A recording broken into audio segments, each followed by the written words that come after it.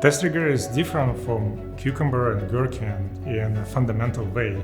Our specifications are executable out of the box.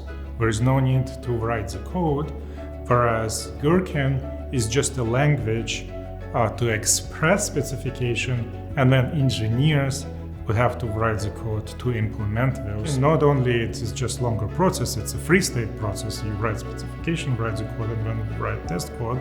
But also, what happens from time to time is that when QA engineers misunderstood what needs to be done, and then when they coded it, it doesn't match what business meant.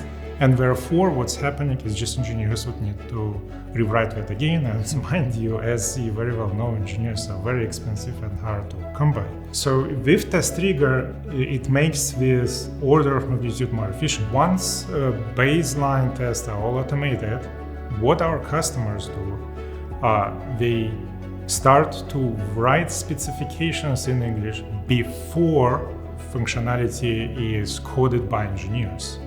What it helps them to achieve is that not only, of course, it's order of magnitude less effort because there's no QA engineering later on, but most importantly, since those specifications are executable, even though they are in English, if it's impossible to do by engineers, engineers would be able to discover those issues and discrepancies early on. There is no miscommunication between product management and engineering.